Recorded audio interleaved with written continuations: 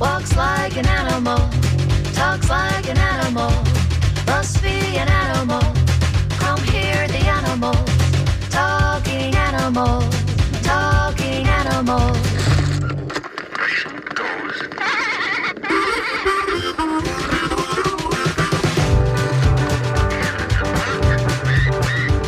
It walks like an animal, talks like an animal, must be an animal. Come hear the animals, talking animals, talking animals.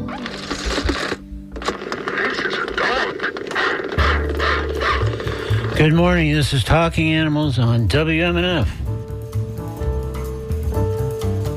I'm Duncan Strauss. My guest today will be Jamie Katz, a Fort Lauderdale-based real-life pet detective.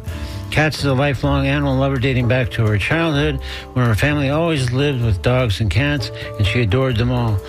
Years later, after acquiring training and experience as a private investigator, Katz got a glimpse of how her friend's pet detective operated.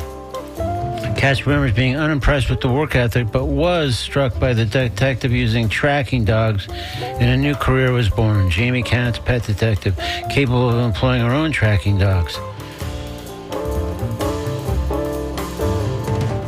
And her canine partners have helped solve countless cases. We'll discuss some of her more notable cases over the years. And while she tends to get hired most often to locate cats and dogs, sometimes the missing pet is a bird, like an African parrot, or other more exotic animal. She also created a new app for finding lost pets called Rosie, which we'll be discussing as well later. We'll also seek her guidance on the components of creating good, effective signs when your pet goes missing, and ask how she responds to the theory that the best missing pet signs need to offer a reward. There's much to discuss when I speak with Jamie Katz in a moment here on Talking Animals on WMNF. Before we proceed, though, a programming note. In just 1 week, on May 28th, WMNF Summer Fund Drive begins, and I'll be raising money alongside the fabulous Flea on Talking Animals that very day, Wednesday, May 28th. Typically assigned an enormous fundraising goal, especially given that this is just a 1-hour show. I've learned over the years that the only real prospect of reaching that kind of goal is to receive pledges before the fund drive show. So if you like Talking Animals, if you appreciate the work we're doing, we're now in our 22nd year. Our guests have ranged from Jane Goodall to Triumph the Insult Comic Dog, and we're having a pet detective today, no less. Please consider donating before May 28th. How about today? Any amount, $35, $50. I think you can swing more, 100, 200, maybe more, would be greatly appreciated and help us get a head start on our sizable fundraising goal. And we don't really know the White House policy towards PBS and NPR will affect the funding of such stations as WMNF, but your donation could be all the more crucial right now. So just please visit WMNF.org, and in the upper right-hand corner, click on Donate Now. There'll be a secure donation form that opens up. Just please select TLA, Talking Animals, so that our show is credited with your donation. Thank you so much. And speaking of thank you, we have gifts, of course, thank you for pledges at various levels, including one pair of fantastic tickets to see Ringo Starr and his all-star band June 21st at the Bay Care Sound in Clearwater. Ringo is touring by his acclaimed new album, Look Up, his inspired collaboration with T-Bone Burnett, who both co-wrote a lot of the music and produced the album. So if you're interested in pledging for the Ringo tickets, please contact me. Also, I'm offering 2 copies of Slither, the extraordinary book examining snakes from an array of distinctive perspectives. We discussed it with author Stephen S. Hall on the April 30th show. And we have all kinds of additional exclusive thank you gifts, again, for pledges of all kinds. Inquire within. Coming up later on today's program, I'll talk with Susan Tellem, founder of American Tortoise Rescue, a nonprofit organization established in 1990 for the protection of all species of turtles and tortoise. American Tortoise Rescue is gearing up to mark its 25th annual World Turtle Day. The celebration happens this Friday, May 23rd. Do not adjust your set. I did say celebration. More on World Turtle Day when I speak with Susan. Tell them later in today's program. Right now, let's discuss the work of being a real-life pet detective with Jamie Katz. Has been doing that work for many years. With a reminder that I invite you to join the conversation by calling 813-239-9663, emailing DJ at WMNF.org, or texting 813-433-0885. Let's welcome Jamie Katz back to Talking Animals on WM. Good morning, Jamie. Hey, how are you? Good. Thanks again for joining us again on Talking Animals. Always. Yeah, I know you're feeling a little under the weather. I'm sorry you're fighting a head cold. And Okay. my voice is a little scratchy at the moment, too, so we're quite a pair. I think. Sounds good. Yeah. So we've talked before, of course, on this show, but I think it's important to review some basics for a few reasons, including that being a pet detective, I think it's safe to say, is an unusual occupation. Looking back, though, I don't know if we ever talked about this before. What parts of your background growing up and otherwise might have put you on the path to the work that you do today? Oh, I just, as a kid growing up, I grew up in Sharon, Massachusetts, and, we didn't have stray animals there. If you saw an animal, it belonged to somebody. So that was always a big thing was, I would just pick up animals if I saw them there because they just, I knew something was wrong. And then, I would bring them back home, and then it would all be a situation, take it back, can't have all these animals here. But then I had moved to Baltimore when I was 14, and they had just animals everywhere. And that was something that I wasn't used to. And so going from a small town in Massachusetts to Baltimore City, and it was just, I had a whole purpose now, and it was to help animals. So, in those days, what did helping animals look like? What kind of help were you giving them? So I was working with different rescues, and I had a route that I actually fed every 6 nights a week from 12 at night till probably like 8:30 in the morning.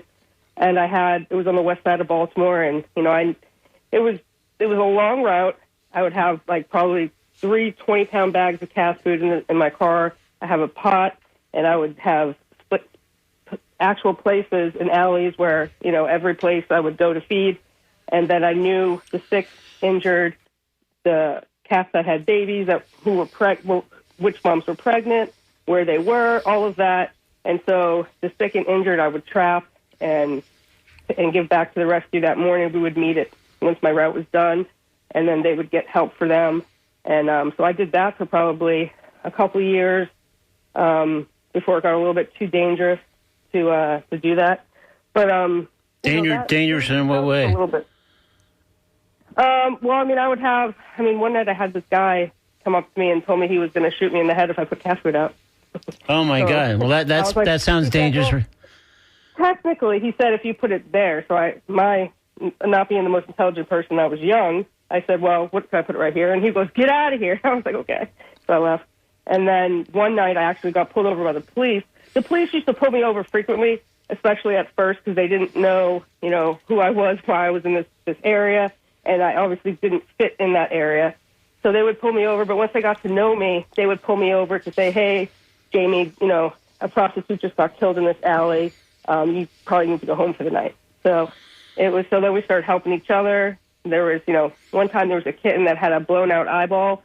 And I needed their help, so I called them, and they came and just parked their car in front of it so I could go trap the kitten and then left. So they helped me out a little bit. Yeah. And, it was pretty interesting. Right, and it sounds like you were always going to gravitate towards something working with animals based on your dedication there and some of the threats that you faced, and you kind of kept persevering. So animals was the thing for you, clearly. Oh, yeah.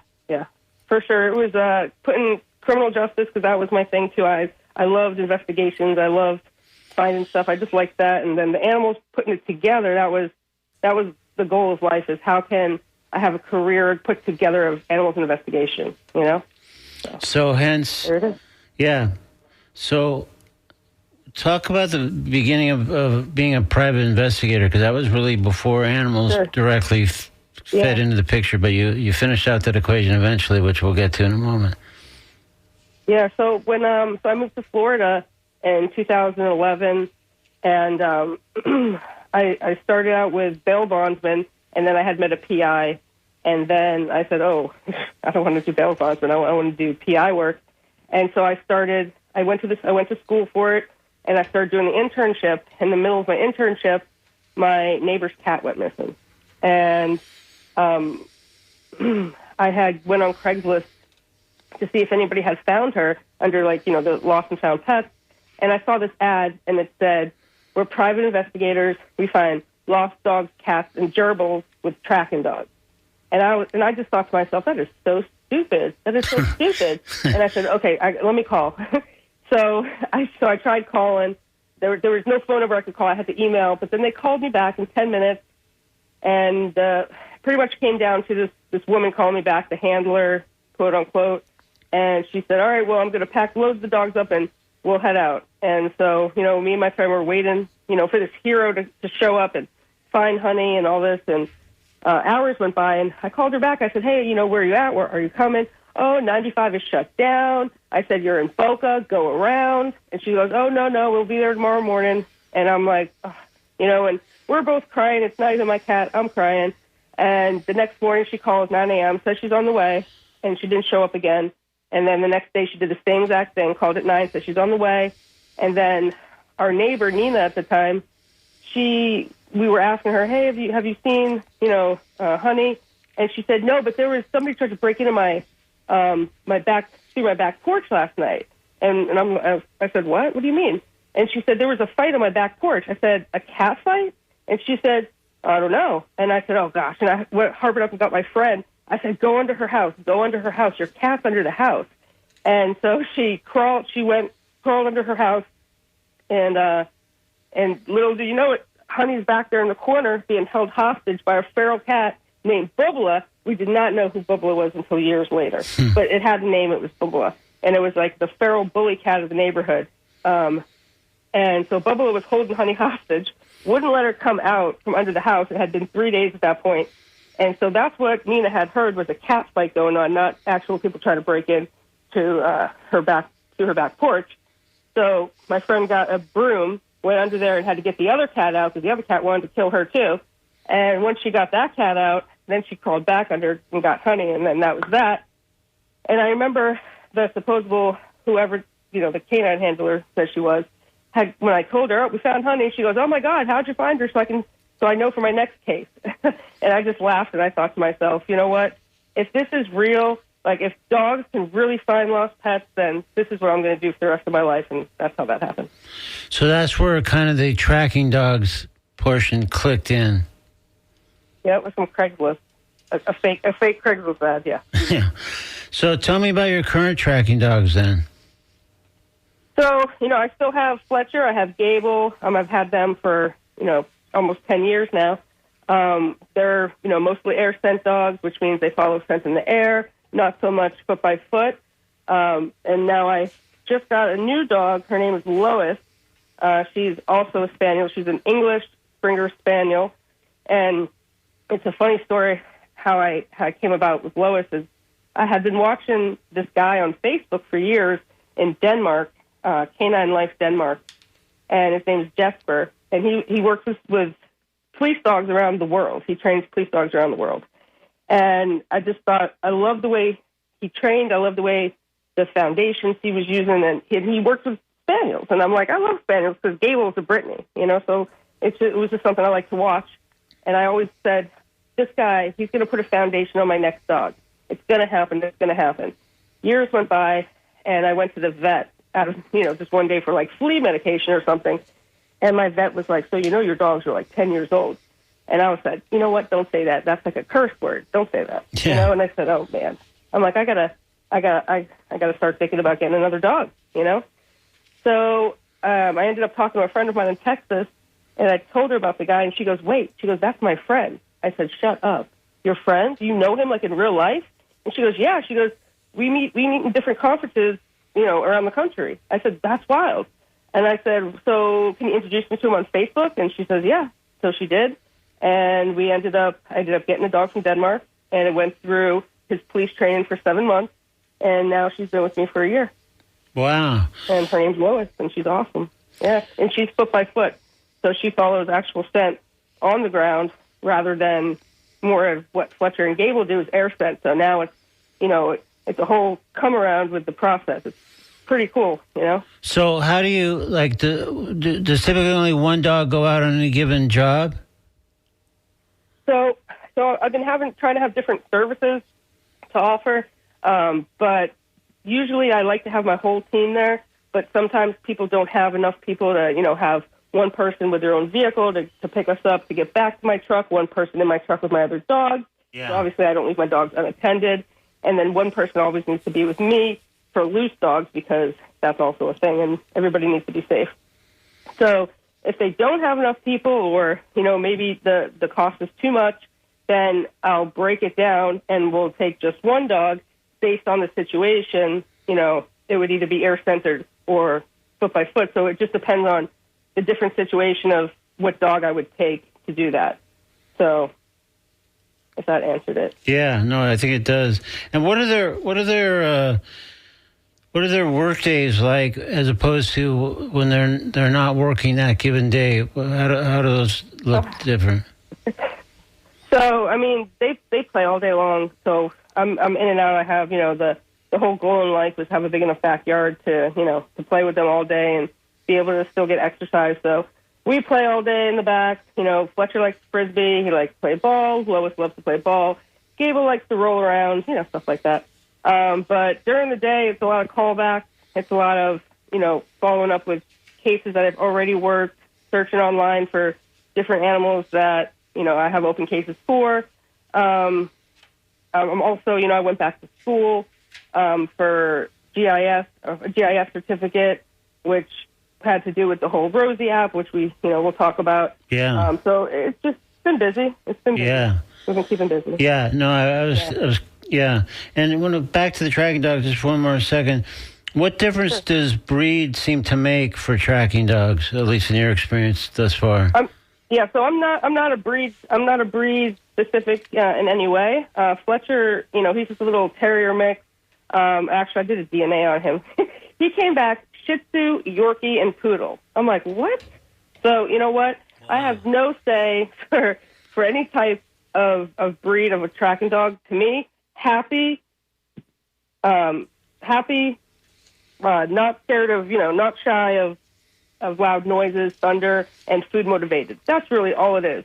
If you have those three, then you have a dog that wants to work, Yeah. If they don't want to work, they'll tell you. But I don't think it's really as breed specific as, as people make it out to be. It's just a happy dog, not afraid of different things, and food motivated. Yeah, and it sounds like temperament figures in as much as anything else would. Oh, yeah. Because if you have a thunderstorm going on or you have big rain or whatever, you can't have a dog hiding in this kennel. It doesn't want to come out to track. So they can't be afraid of that. They have to, be okay with all the different weather. Well, let me let folks know who might have just been tuning in and just catching the conversation now. This is Talking Animals on WMNF. I'm Duncan Strauss. If you did just tune in, my guest is Jamie Katz, a Fort Lauderdale-based real-life pet detective. She's a licensed private investigator and worked in this specialized field for many years, reuniting lost or stolen pets with their owners, often assisted by her tracking dogs, which we just were touching on. She also created a new app for finding lost pets called Rosie, and we'll, of course, talk about that before too long as well. If you'd like to ask Jamie a question or offer a comment, please call 813-239-9663. Email dj@wmnf.org or text 813-433-0885. And one of our emailers said, your guest sounds like a Carl Hiaasen novel character. So I think you should take that as a compliment. So what was it? The emailer said your guest sounds like a character in a Carl Hiaasen novel. So okay.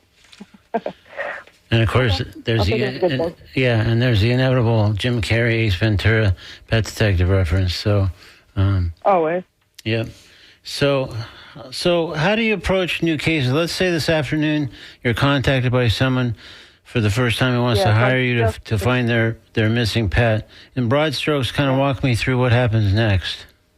So I just had a call that just came in not too long ago before I got on here. So a man in Miami, a family just called, and a man, a wife, they have an autistic child. Their Chihuahua went missing, I believe, like the 17th in Miami, and he had a video of somebody picking it up, and he's like, but he seems like he's going to keep it. He wants to keep it. And I said, Facebook me, message me the video. Let me see what this looks like first. And so he sent me the video, and it's literally, you see a Chihuahua on a leash running 100 miles an hour at night into somebody's yard and going to the door, and the guy pulling in with his car, chasing the dog. And it looks like the guy's barefoot or has socks on. So obviously this person isn't like, trying to get a dog to sell. He's really trying to help a dog. Looks like he just jumped in a car to save this dog's life because it was a busy road. And then he gets up to it, he grabs the leash, and then he's just standing in front of the door, and he's on the phone, he's recording, he's talking to somebody or on FaceTime, knocking on the door. And it was 4 minutes of him waiting at this door.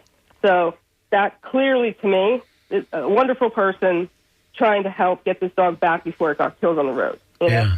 So I told him, I said, look, I'll call you, in a couple hours, and we'll go over how I think I can help. But that was today. So that's just a normal, when I call him back, I'll go through the who, what, when, where, how, but I pretty much already have the whole situation of what happened. It is a Good Samaritan situation. The person just might not know how to find the owner if there's no microchip, if it's not registered, if there's not a tag on the dog, or if the signs aren't big enough and maybe he doesn't live as close to be able to, see a sign, or if it's a flyer, they're too small. Sometimes big roads, you're not going to see a flyer. You might see it, but unless you're looking for that flyer, you're going to see a piece of paper, but you're not going to see what's on it. So that was just what came in today. Wow. So, yeah.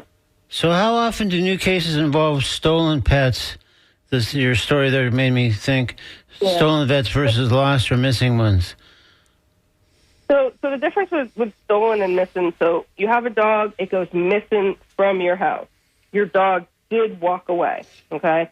Now, if somebody picks up your dog and then decides to keep it or isn't going to try to find you to look for it or do their due diligence, So in my head, it's not stolen to begin with. Now you're like a finder's keeper situation, but by law, we do have laws, we have statutes, and you can't keep somebody else's property as if you're walking down the street and there's a car and then you see the keys on the ground. You can't just pick up the keys and drive away. That's stealing, right?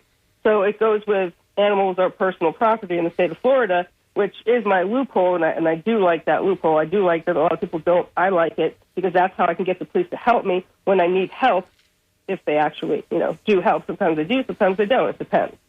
But that's my loophole with it. So stolen versus picked up versus I'm not giving back versus just ran away. Out of probably 1,000 cases that we're up to, 3% are technically stolen, and that's the technical part I just said. So only 3%. So, but those are only people that call me, and I go over their cases, or my cases. Other than that, we see stuff all over the world. Everybody, thinks their animals are stolen every day, but people don't understand if they've never had a dog, run away or got out of their yard. They don't understand, why is my dog missing? Why is my cat would never leave, my dog would never leave, it would never do that. But, they do. So it's not always a stolen situation, but people do always tend to jump to that first conclusion that, my animal was stolen. And why, when people do steal animals, why do they do that? Is it strictly to make money in some transaction? You have different personalities. So you could have, a senior dog that's blind, and you can clearly see that it's not doing well, that gets out, and somebody picks up this dog and says, oh, my God, what a horrible owner that they let the senior dog, this blind dog, out. Oh, my God, it looks so horrible. I'm going to keep this dog for the rest of my life, and I'm going to give it the life it should have had. That's the one personality. And then you have another personality who finds this dog, oh, my God, this dog has been with your family for 1,000,000 years. We have got to find your owner, okay? So those are those personalities when you have, like, an elderly dog or a dog that, that doesn't look like it's being kept up. But you have to remember, when you have older dogs, they might not be kept up as well as a dog that's 10 years younger, because it might hurt them when you try to brush them. It might be harder to take them to the vet because they're blind. it's just there's so many different, aspects or, elements to the story. Yeah, exactly. So, but then you have, this French bulldog just ran up, and I'm going to make money off this Frenchie because they're expensive dogs, Or you have the next person that finds that same Frenchie and they just fall in love because they're the sweetest thing in the world, Or maybe you just got into a fight with your boyfriend or girlfriend, and this is the dog you're about to give to them as a gift so that you guys can make up. There are so many different elements, like you said, that it's just once I profile the case, I just have to go off of shy or friendly is really what it goes off of, because the shy dog or cat doesn't usually just let people walk up to it or catch it or, but a friendly dog, friendly cat, they do allow people to go up to them and grab them and all of that. So that's really the difference of the cases is shy and friendly, and that's how I kind of start with the profile of it, of which way I'm going to go. And you've been working as a pet detective for how long now? Since 2014. So 11 years? 11 years, yeah. Mm-hmm. So you're obviously experienced and skilled in solving these cases. Do you have any kind of rule of thumb for how long a fairly standard case should take to solve, or are there just too many variables like the kind you were talking about a moment ago?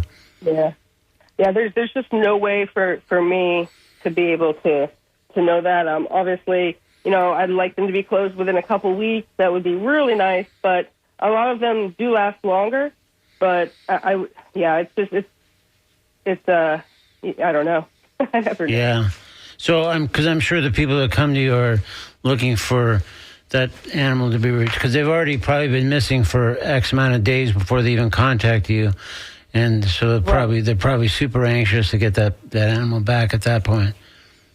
Definitely. This is Talking Animals on WNF. I'm Duncan Strauss. My guest is Jamie Katz, a Fort Lauderdale-based real-life pet detective. We're discussing some of her cases, and we'll later talk about a new app she created for finding lost pets called Rosie.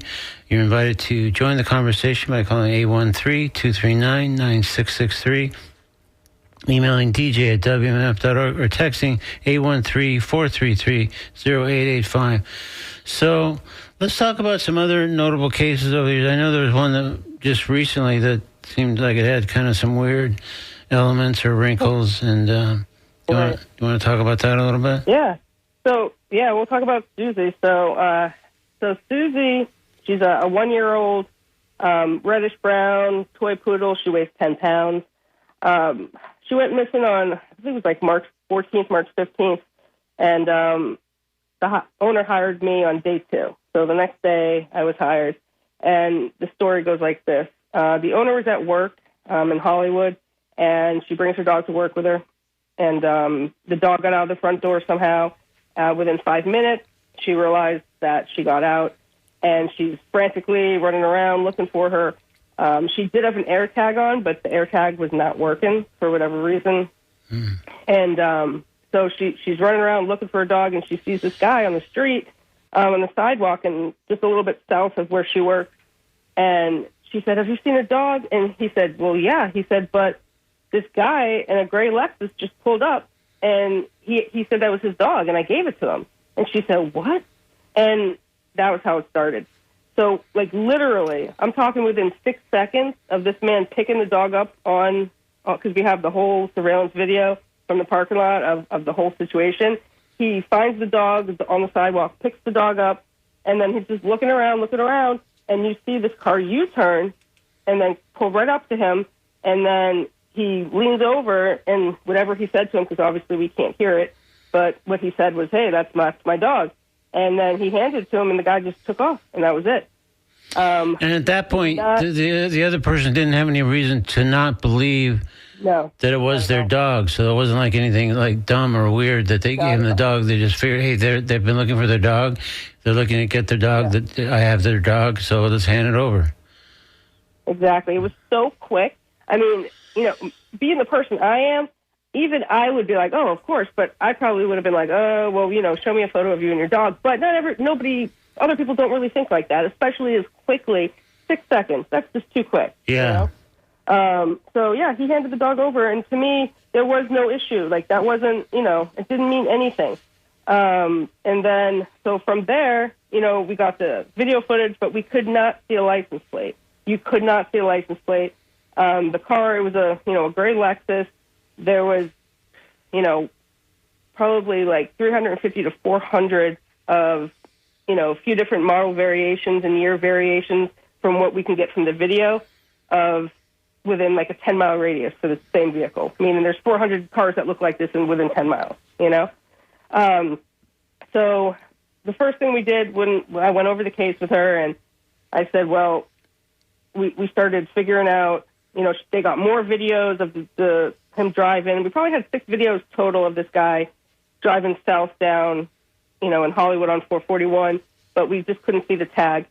So I started looking up the locations for the scan readers, the license plate readers, because they do actually have license plate readers on some of the lights, on some of the cameras on the lights on the sides of the street. And one of them was right, literally just like a block away and from where this happened. So the first thing that I did was I started doing LPR searches, which is license plate reader searches. Now, I'm not a police officer, so I can't get camera footage from the cameras from the street. I cannot. But what I can get is I can do paid searches where tow trucks, when they drive around, if they scan automatically, they scan every license plate that's in front of them, side of them, or however it is, wherever the cameras are. So whatever license plates have been scanned by tow trucks in the area on the dates where that happened, so I can get all of those scans, and I can go through each image to see if the car matches. Okay? So that's how we started this, I started it with, let's see if we can get a tow truck, and then I did, but I got the car parked at the next block at the light, but the tow truck was in front, so I couldn't see the license plate. Oh, the tow truck actually blocked the plate? No, the tow truck was in front of it, and on the other side of the light. In Florida, we only have the tags in the back. Oh, so right. I couldn't get the tag. Gotcha. So, and that was the only tow truck that the car had met with on that day at that time. So, and I got hired on day 2, so that means I only have that day, the day after, and then days prior to see other vehicles, see if he's been in the area before, but it does cost every time, you do the check. So you have to, So that's how we started with it. And so I said, okay, well, then I started looking up more about the where the license plate readers are on the street, and that's when I found out there was one right on the corner where he was at the traffic light. So I said, we got to get the police to help. And then, we were waiting probably like a week and a half for them to get back with the information, and they weren't. So I started calling the sergeant. I said, hey, look, we really need this information because, this person might not keep, this dog. It might sell it because, again, we don't know why he picked it up and why he said that it was his dog in the first place. Right. So I think it was like day 11, they called back. The police finally called back and said, nope, the reader showed nothing. And I said, what do you mean it showed nothing? I said, it's right there. I said, there's just no way. I said, can I come there and go through all the footage? And they were like, yeah, no, you're not a police officer. And I said, but I'm really familiar with the case. I could help, They wouldn't let me. I said, okay. So at that moment, I'm not going to lie, I thought it was over. I was like, wow. I was like, we're not going to be able to get this information. And so I said, oh. And then I thought, you know what? Screw it. I'm going to just do more paid searches. I'll pay myself. And I started doing more paid searches because now we're a week and a half later. So I paid myself, and I started doing searches for other days to see if the car had gone back to that area, And when you search, you can only do 2 miles at a time when you do those searches, and only probably like a week, I think, and a week and a half maybe at a time for the days that you can search. So that day, I ended up going through 7,000 images of license plates. 7,000 in like an 8-hour period. And I found 3 cars that looked like the same Lexus. So now from this is an off-location service, which means I'm not on location. Everything I was doing was, off location. So I had the way that I work with my clients is I'm going to give the address, and what you're going to do is you're going to drive by if the car is a match, the rims match. If it looks like a match, you go way up the street, you park, you call 911, and you let the police come and they walk up to the door. That's how I work with my clients on these types of situations. Okay. Sometimes I go. Again, it all depends on the situation and everything. So there was 3 addresses.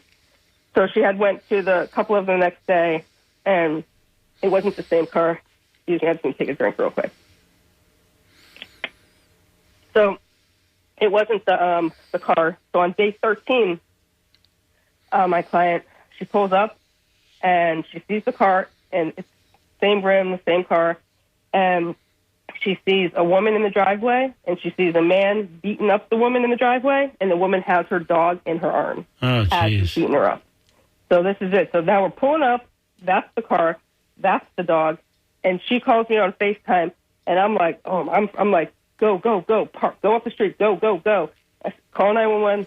Let's get them out here, because a guy's beating up a woman. They're going to be here in 2 seconds. You don't even have to worry about them not showing up for a stolen dog. You know? Yeah, for sure. So within a couple of minutes, the whole thing is woo, woo, woo, flying up, and the first thing, the dog fell out of her arms.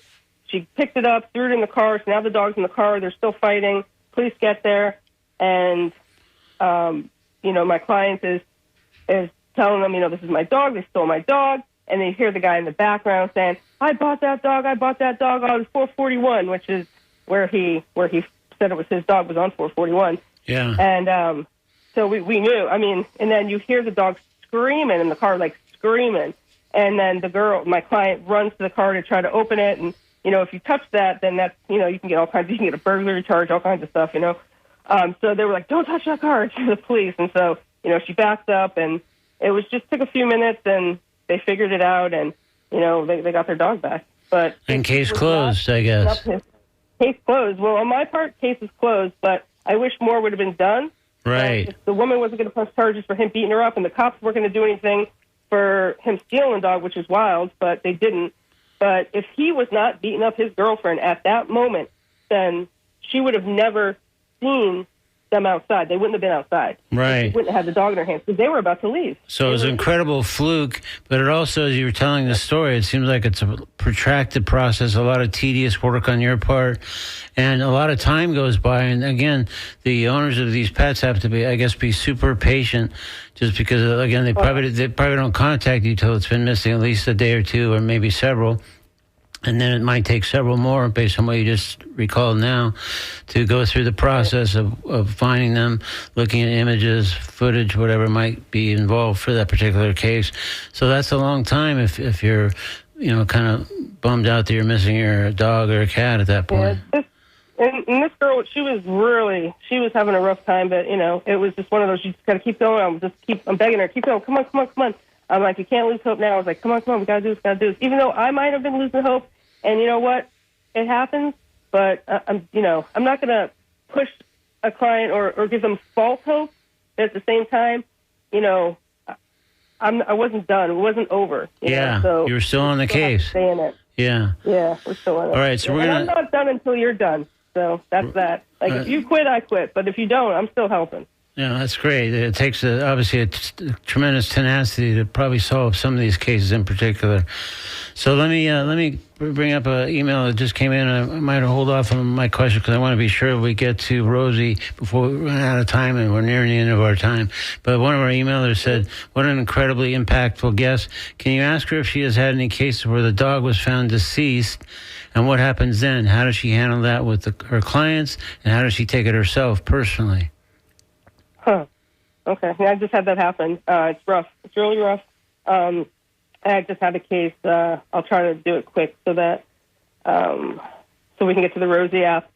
So give me a heads up when we need to stop talking about it. But so I just had a case. Yeah, if you just spend maybe a minute or two on just responding to her question, just so we don't run out of time for Rosie.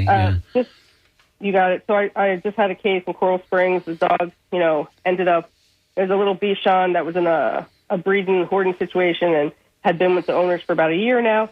And she took off south. We followed scent for almost a couple miles with Lois. And then, as we're tracking, somebody's like, "Oh, no, she was here yesterday at this time, da-da-da."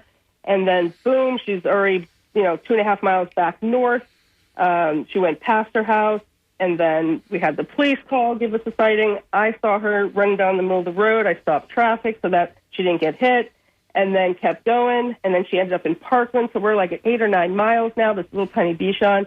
And we started tracking from where she was seen by the police in Parkland at 1:30 in the morning the night before. And as we're tracking, all of a sudden, all of my dogs lost scent. We just completely lost scent at this one area.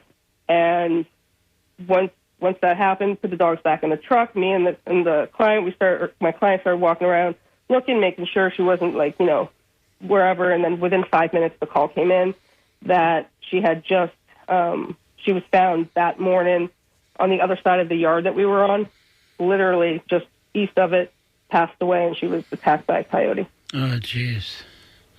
That's rough. So, no, we actually ended up being real good friends, and it's very impactful. I mean, obviously for traumatizing for the whole family, but it's traumatizing for me. It's not my animal, but it's very traumatizing, the whole thing, but they have the closure, and the closure is so important because you can't search forever. If something happened and you have to know, you have to know. Yeah. So. Wow. All right. Well, that sounds tough, and it sounds like it happens at least periodically in your work. And so, all right. Well, let's be sure to. We might come back to some other things, but let's talk about the new app. So, tell me about the new app, Rosie. Yeah. Why is it called Rosie for starters? All right. Okay, so first off, I was doing some. I was in a bicycle group for a long time. I'm still friends with everybody and do it, but I was riding bikes, and this guy says to me, I was talking about Rosie. Rosie is a black lab mix that went missing from Jackson's Ice Cream, October 7th, 2023, and in Hollywood, Florida. And she went missing, and it was a case that I had pro bonoed because I couldn't take the case at first because I was actually in the hospital because I had gotten bitten in the face on a case. Oh, jeez. By a dog. So I was in a 5-day stay in the hospital. So I couldn't even take the case, and I also couldn't hold the leash because I got bit in the hand too. So that was that. But so once I got out, I just saw this case kept going. It kept going. It was a month into it, and I felt something, and I wanted. It got so big. I wanted it to be set up correctly. I wanted to help.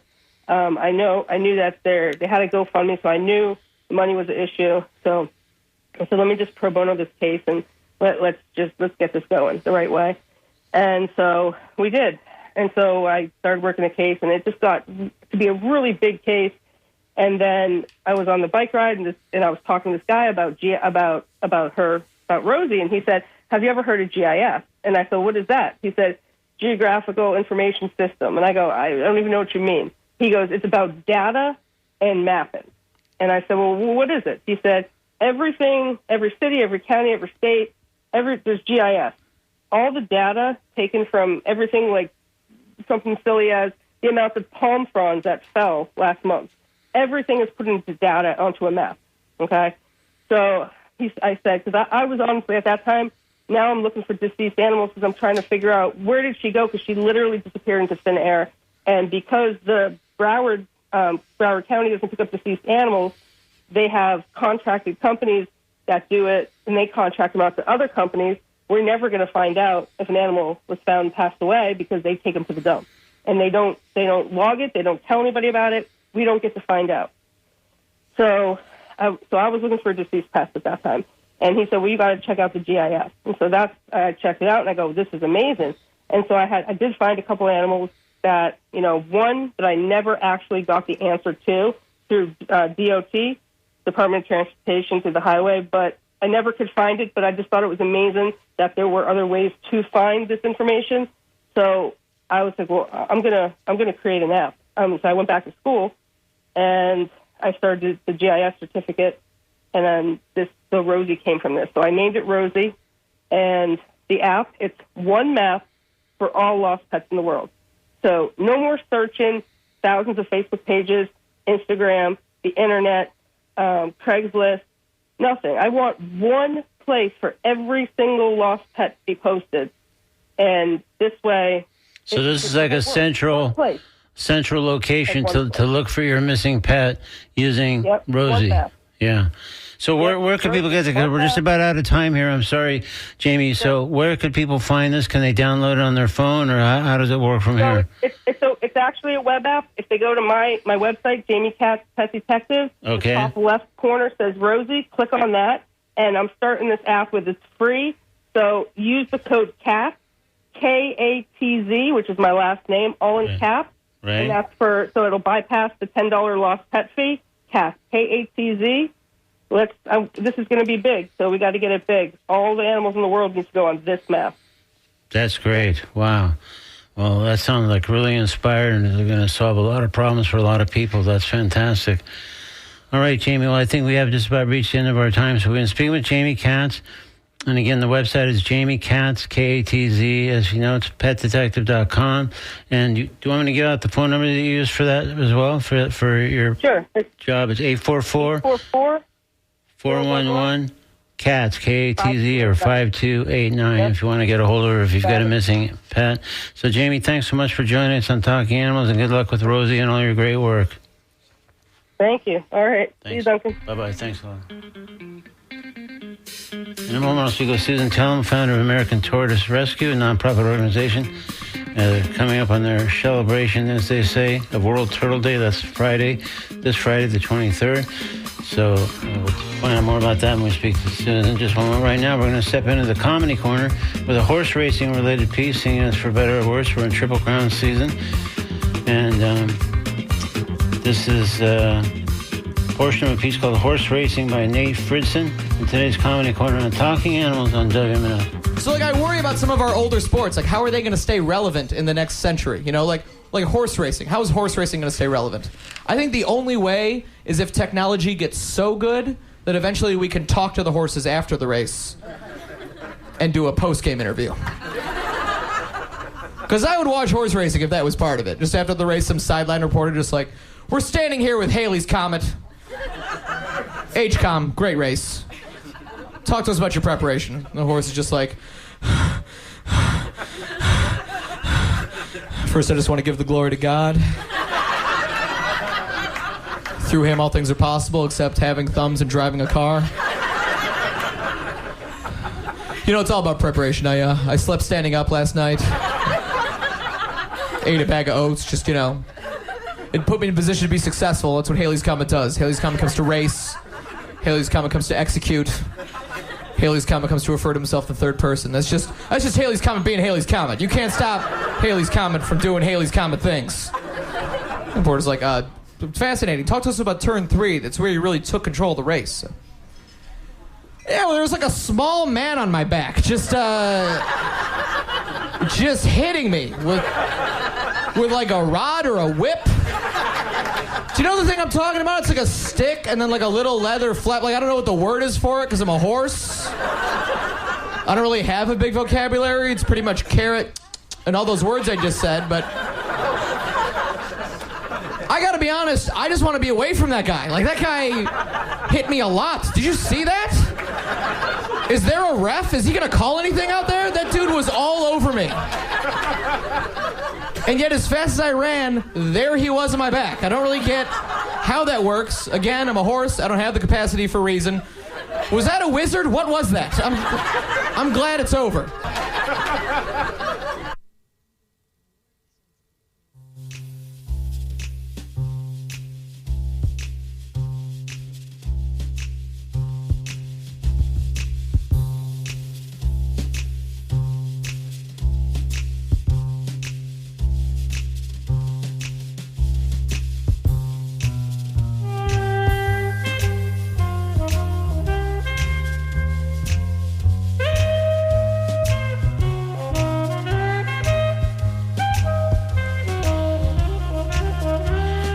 That was Nate Fridson in today's Comedy Corner with a portion of a piece called Horse Racing, taken from his album Best Guy So Far. Now it's time to speak with Susan Tellum, founder of American Tortoise Rescue, gearing up for the celebration of International World Turtle Day happening this Friday, May 23rd. Here's Susan Tellum back on Talking Animals on WNF. Good morning, Susan. Good morning. Thank Thanks. you for having us. Thanks for joining us again on Talking Animals. So let's do a quick overview of the American Tortoise Rescue before we get into the big celebration. Yes, American Tortoise Rescue was founded in 1990 by my husband and me because we found out that there weren't many places in the country that had turtle and tortoise rescues. And so we started it back then, and it has grown into an international organization, and we have saved many, many turtles and tortoises and helped a lot of people do the same thing. That's great. So then this obviously at a certain point feeds into the history of World Turtle Day. What was the initial impetus for that? Well, it was interesting because we realized when we started it 25 years ago that a lot of people didn't know a lot about turtles and tortoises. And so the best way to get people involved is to make it a happy thing, not a sad thing, even though there is a lot of sadness. And so we started World Turtle Day so that people around the world could join us with different events. We have so many things going on. If you go to worldturtleday.org, there are so many things that you can do to help turtles, but also to have fun. It's meant to be a really wonderful day for everybody. And I believe the theme for this particular one is Dancing Turtles Rock. Right. So it's hard to picture turtles dancing necessarily. I guess they'd be slow dancing perhaps, but are there any particular dances that they seem to favor? Well, mostly it has to do with sex. So, oh, wow. Yeah, turtles are very prolific if they're in a group. So, no, it's really because everything about World Turtle Day is to be happy. While there are things that are unhappy about what's happening to turtles, the whole point is to enjoy the day, to learn more about them. Anybody can join at worldturtleday.org, and you will find many, many things to do. There's, coloring. There's things for kids, things for adults, and there are all sorts of things. And we have clothes for World Turtle Day, and it's just supposed to be one of those wonderful days that people can enjoy. Yeah, well, the emphasis, as you say, is the upbeat and sort of celebratory nature of it. I guess the thing you kind of alluded to is part of the thing that they're up against, which more and more animals that we seem to discuss on this show and elsewhere, is the diminishing or compromised habitats, I guess, that's facing turtles and tortoises, correct? That is absolutely true. We find that, like when the Army came in and did some moving around of turtles and tortoises in a huge amount in California, and you can't do that because when they have habitats, they need to stay where they live. If they get all discombobulated, if you start moving them around, and they get, some even die from that because it's so stressful. Yeah, just being that disoriented, and then they can't find their way back to what's familiar territory, and then bad things happen. Yes, exactly. So, and but people do see them on the road a lot, and we always remind people if they're crossing the road, send them the way they're going because they know what they want to do and they know the best thing for themselves. Yeah, it seems like such a simple thing, but it makes a huge difference to the turtle. Exactly. Yeah. Perfect. All right, Susan. Yeah. Well, we'll look forward to World Turtle Day this Friday, the 23rd. You can go to worldturtleday.org, and, of course, there's all kinds of social media sites that will be celebrating it directly on Facebook, Instagram, YouTube, X, etc. So it sounds like it's going to be a great day. Congratulations on 25 years of World Turtle Day. Thank you so much, and thank you for everybody who listens and loves turtles. You bet. Take care. Thanks again. Okay, bye-bye. Bye-bye. Coming up on WNF, it's The Conversation. The great show hosted by Mario Nunez and Joaquin Carter. After that, it's The Scoop, WNF's brief news recap. Then we shift back to music programming with Jim Bannon, holding forth from 1 to 3, followed by Nancy C., hosting the Wednesday Traffic Jam from 3 to 6 p.m., at which point our terrific Wednesday night block of Latin music kicks in. Don't forget, next Wednesday, the 28th, I'll be joined by Fabulous Flea raising money on Talking Animals. But for, of course, WMNF, in the first hours of the WNF Summer Fund Drive. So please go to WNF.org and support Talking Animals. Again, select TLA, Talking Animals, in the drop-down menu. We appreciate it. We'll see you next Wednesday. And if you're able to donate beforehand, so much the better. Stay tuned for NPR News headlines and the conversation. More music after that here on WNF Tampa. Thank you so much. Take care.